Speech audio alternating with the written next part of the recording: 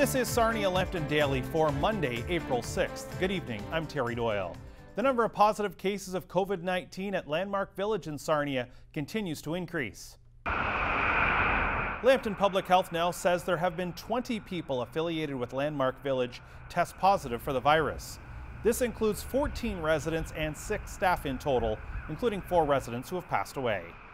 The retirement community has put in major distancing procedures to help control the spread of the virus. As of midday Monday, the total number of cases of COVID-19 in Sarnia Lambton has reached 80, with 8 deaths. Almost half of the people who are currently dealing with the virus are self-isolating at home. 4 people are considered to have recovered. As expected, there has been a major decrease in the number of people traveling across the border.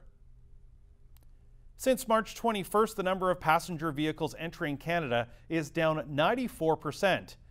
Anyone entering Canada is screened, with travelers being ordered to self-quarantine at home. There are some essential workers who travel back and forth across the border.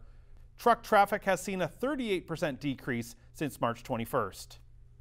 The pandemic has put a strain on local agencies who help people in need any time of year, but certainly even busier right now, and joined by Myles Vanni, Executive Director of the Inn of the Good Shepherd. And Myles, right off the bat, fill us in. How are you and your staff doing right now? Well, it's a struggle. We don't have the ability to close. People need to eat, need to have that hot meal, need to have that shelter.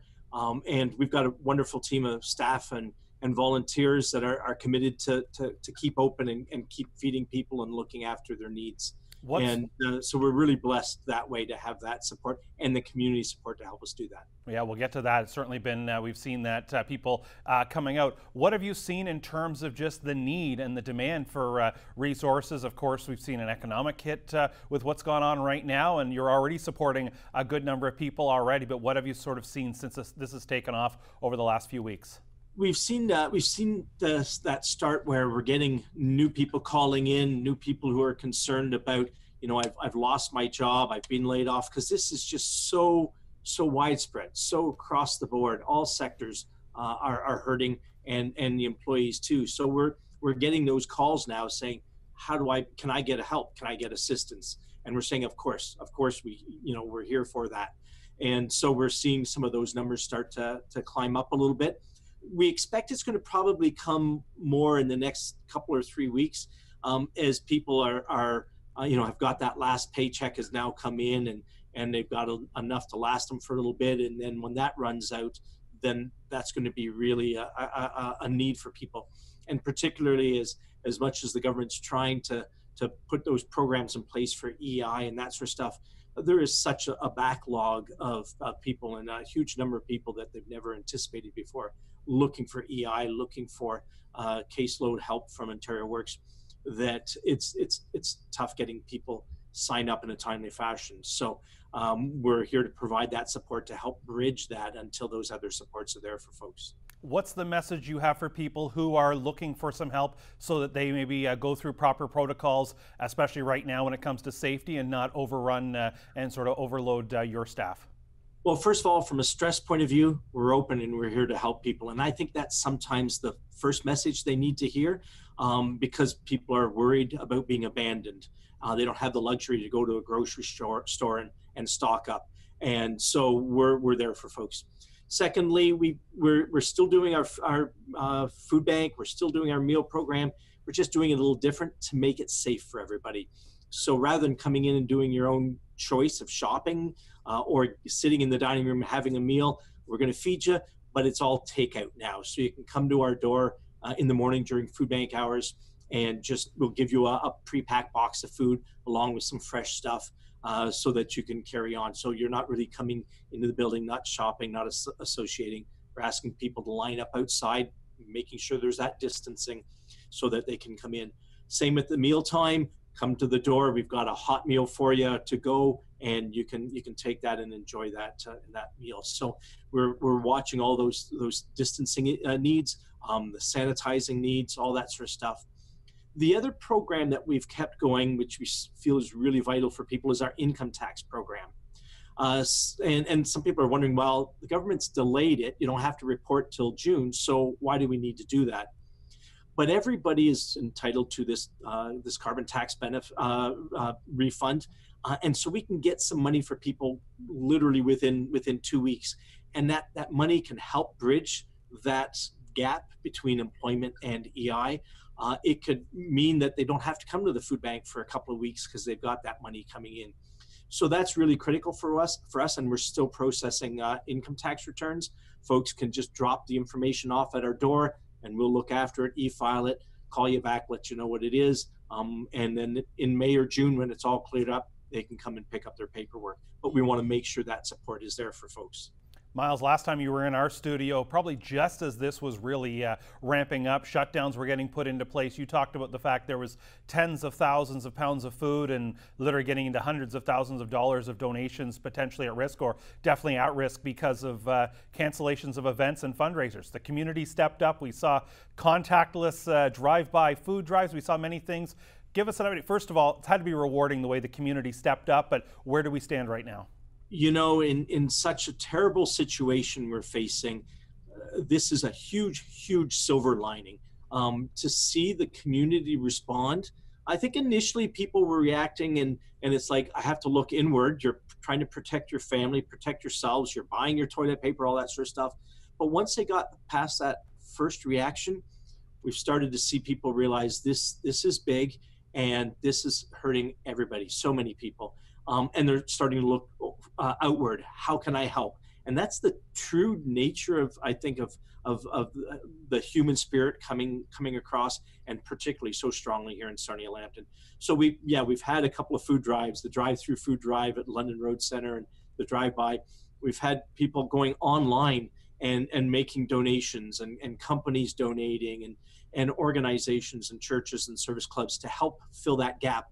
Right away, we lost about $300,000 worth of food and fundraising activities, and that's coming in, and we're so appreciative because it means we can now stay open and make sure we've got the food to help people. A little concerned about the long range. You know, we're good for the next few weeks, but if this drags on and on, of course, it'll put a strain on resources all throughout the community. Are monetary donations huge because of the buying power that you have? Exactly. That's really helpful. We've gone to grocery stores, and now that they've got their supply chains back in place, we're able to do some bulk orders now, and they've been good at, you know, throwing in some extra product, or, you know, here's an extra amount that you can use to purchase stuff. So the stores have been really helpful in trying to secure the products to begin with, and then helping us with the cost of it. Myles, as you help various people across the community, question that we've even had come in is, everyone's told to isolate, stay home. What about the homeless? And that's a real challenge, and something we've been kind of working feverishly the last 2 weeks over, is that in shelters, you know, you're right, people are told to stay home and isolate, but if you don't have a home, how do you do that? And the shelters were never designed to have 6 feet of space between people. The beds are 3 feet apart. So we've been quite concerned about how do we deal with that. We've had a couple of cases where people have shown symptoms and we've had to isolate. So we've taken one of our transitional housing units and made it into a 3 beds into an isolation area. But we've been working to get people out of the shelter. When you have 40, 45 people in a very close proximity, that really increases the risk of spread if it were to come into the shelter. So we've worked well with a couple of motels or hotels that we've been able to put some residents into the hotels to spread it out. So our numbers are now at a much safer level of about 18 in the shelter, but we have people at 3 other locations right now. So we're struggling with staffing to make sure we can be in touch and still look after people, whether they're in the shelter or whether they're in a motel or a hotel.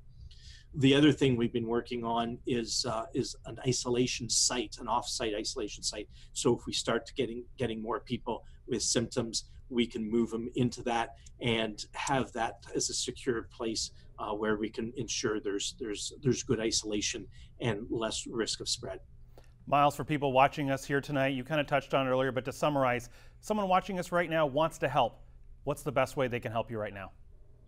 Well, we are set up online on our website to online donations, and the insarnia.ca/donate.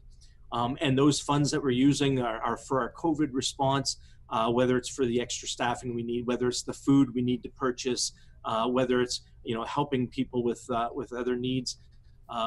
Rent utility is still a concern for folks, and we're quite worried that while it's good the government has put a message in place that there can't be eviction notices or shut off notices till July, we know people are struggling, and we want to encourage them as much as possible to stay up on the bills as much as they can, because we could help with the bid in July if there's a shut off notice, but if there's 3 months worth of payments that are missing, that becomes very difficult. So all these resources, the online donations, are going to help us to help people in so many ways.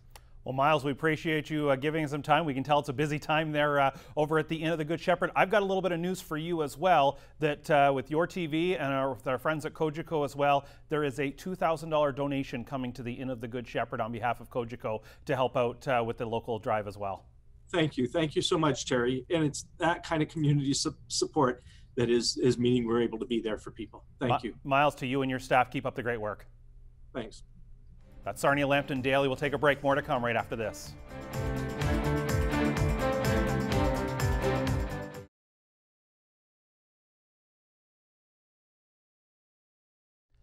Welcome back, and shifting gears, the Ontario Hockey League held its annual draft over the weekend. The OHL priority selection has been done online for the last 2 decades, but there was even more of an online flavor to it this year. To explain, we are now joined by Sarnia Sting General Manager Nick Sinclair. And Nick, take us through how the OHL priority selection looked a little different this year from a Sting perspective.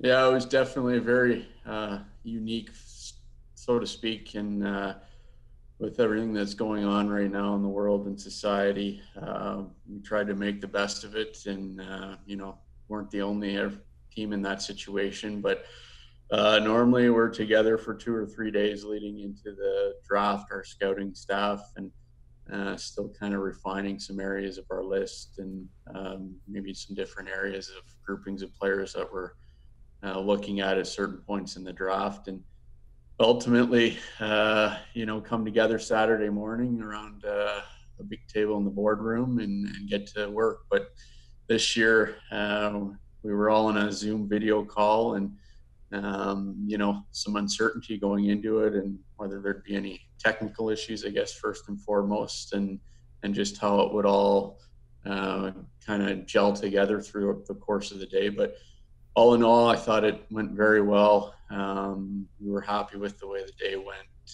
with the draft, and fortunately there were no major issues from a technical standpoint. So all things were good. I guess everything sort of changed on the fly. The OHL Cup, of course, was canceled. Even that time between the OHL Cup and the draft, I'm sure you'd get a chance to meet with some players. Was it a lot of phone calls and maybe even a couple video calls just to have those chats rather than doing some face-to-face? Yeah, exactly, Terry. Usually those 2 or 3 weeks leading into the draft, you're doing a lot of in-person meetings with players and families, house visits, having a chance to, sit down with a family at their home and, learn as much about the player as possible, allow the parents to learn about, as much about our organization as possible, and ask any questions that they may have looming. So we had to transform that this year, and, myself and Dylan Seek, our head scout, we went through a number of video calls with players, and we got a lot out of it. Having the chance to look at faces and see some parents in the background and chat with them a little bit, we felt that we were still able to get all our homework done, learn as much as we needed, and as much as it was unique for the players going through a situation like that, it was, I guess, just on par with us as well going through it. So is it a case where, of course, you make your picks and then did it kind of turn out similar to other years just by technology, where in between picks, you now on a video call, on a Zoom call, you among the scouts talking about who's next and when the next pick is coming up, who you might take? Did it turn out sort of a similar dialogue just by video conference instead? Yeah, very similar. Our scouting staff, we've got a group of, it's a small group of guys that have been together here for a long time now. And there's a lot of chemistry and camaraderie, and we all enjoy working with each other and think a lot of each other. And our guys do a phenomenal job. So getting into the groove of things here on draft day over the weekend, everything kind of just gelled as it normally would. And everyone had to be a little bit more aware of only having one person speak at a time. Usually when we're all together, there's more than one voice going off oftentimes. Tell us about your first round pick, Max Namestnikov. Well, yeah, we're really excited that we were able to draft Max and bring him into the fold here in Sarnia. He's an elite level talent, a really explosive player that can make things happen in all areas of the ice. He's got tremendous hands and IQ for the game. I'm sure some Sting fans that have watched some of the videos that have been put out of him here in the last couple of days. His skill level is off the charts. His ability to make plays in tight and at full speed are as good as any player in this draft. We think he's extremely dynamic, and he's got not the biggest guy right now, but very strong in the skates, and he's got an engine and a compete level that is just as intriguing as his skill, to be honest. So when you put all those things together, we think we've got a pretty special player here. We know he comes from a hockey family. Dad, his uncle, his brother have all played high-level hockey, including in the National Hockey League. That's got to help when you have those bloodlines. It definitely does. He's got a number of resources there to ask questions, to learn from. I know that he tries to soak as much of it up as possible. And the other thing about him, and really getting to know him here as much as possible over the last few months, is he's an extremely driven kid. He wants to get better every day. Normally there would be development camps and those type of things, but everything's on hold. So what is the plan moving forward, moving from now till, of course, whenever we can get back on the ice? Yeah, I mean, it's a good question. There's obviously a lot of uncertainty just in areas with how every team's moving forward, with not being able to meet with players and have their development camps, so to speak. But we'll try to continue to do as much as we can here on a day-to-day basis remotely, and in an effort to get players signed, and still working towards ideas for camps if something did get turned around here pretty quickly. But I think our plan is to be patient, see how this all unfolds, and be excited to get back playing hockey here at some point sooner than later. Hockey people aren't always the most patient people in the world. Has it been a challenge to have to change on the fly rather than routines? And of course, now being in a holding pattern, that can't be easy for you, the scouts, anybody really around the organization. No, I mean, you find as the season starts and gets going, it feels like a number of different people are going 1,000 miles a minute at times, and it's September, then it's Christmas time before you know it. And this has definitely been an adjustment and a change. And, I think everyone's done a good job trying to make the most out of it. Very unprecedented and unorthodox, but having, the opportunity to spend time with family and try to find the positives in a slower pace on a day-to-day basis is a situation we're all in right now. And we just need to be positive, do the best that we can, and like I say, hopefully things will start to level off here, and just give a lot of credit to the healthcare workers, the doctors, the people that are still going to work every day, and putting their lives on the line to help get this leveled off. Those are the real heroes of what's going on right now, and they deserve a ton of credit, and need to be noticed for sure.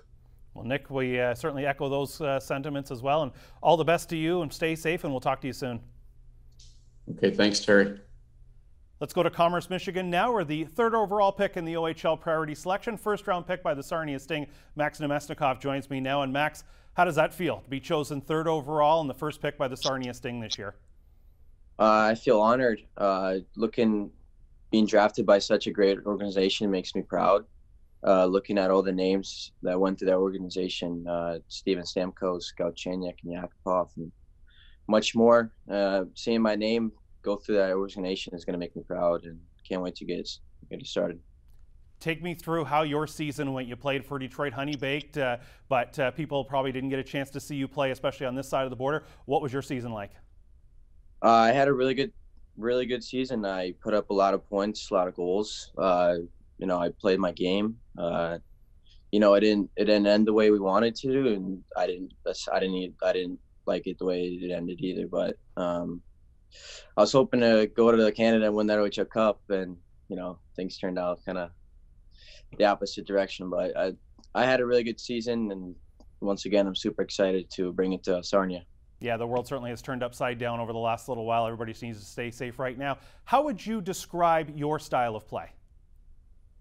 I'm a two-way forward, power forward. I like to compete in each of the zones, offensively and defensively. I can block shots, move it up to my forwards quickly, and then the other zone I could score, and I'm really good on the power play. So. Max, people, of course, sometimes the first thing they look is things on paper, and they'll see that, let's just say you're not 6'2", we'll leave it at that, but you play your game, I'm sure, as if you were, that from what I've seen and what I've heard, you're not going to back down from anybody. No, I'm a really physical guy. I'm almost 100, like 80 pounds now, and I may not be the biggest guy, but I know I can take down probably one of the biggest guys on the team. Not afraid to get involved as well. What do you think you need to do to get ready to come into the Ontario Hockey League this fall? It's going to be a lot quicker watching film. It's not like midget hockey where, you're going around people. You're going to have to be faster and stronger. So this summer I'm going to work on my speed and obviously my strength. I know shortly after being officially chosen, you talked to Nick Sinclair, the general manager of the Sarnia Sting. What was that conversation like? Just welcoming me to the team, and I was telling him how honored and proud I am to be part of his organization. What, other than knowing, of course, the history of the Sarnia Sting and the players that have moved on to the National Hockey League, as you mentioned right off the bat, what do you know about Sarnia in terms of either the area or, of course, just the organization as a whole? I just know that they do a good job of developing players, and you can see all the names in the NHL and how good they're doing. And, part of that was because Sarnia did a good job. So just looking at it right now, I'm super excited to join the organization. Your brother Vlad, of course, plays in the National Hockey League and played for the London Knights, the arch rivals down the road. There's a big age gap between the two of you, but what have you learned watching his game that then you can translate into your game? Just make plays quick. If you see something, just move it, and just make quick plays, I guess. You've been around the game so long, though. Do you find that's really helped, just seeing how to carry yourself both on the ice but also off the ice? Yeah, I've been watching film, and I've been watching myself and the NHL, and obviously my brother here, and I've been taking notes. Welcome to the Sarnia Sting, and we look forward to seeing you as the season hopefully gets underway in September. Yep, super excited, can't wait. More to come on Sarnia Lambton Daily right after this.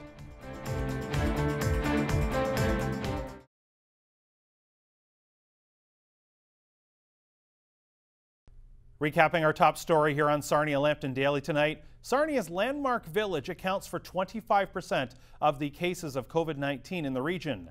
A total of 20 people have tested positive, 14 of them residents, including 4 who have passed away. 80 people have been diagnosed with COVID-19 in the region as of midday Monday. That will do it for tonight's show. Tomorrow we're going to bring you a recap of a community forum taking place as officials speak about the latest on the pandemic in Sarnia Lambton. But for now, I'm Terry Doyle. Thanks for joining us for Sarnia Lambton Daily.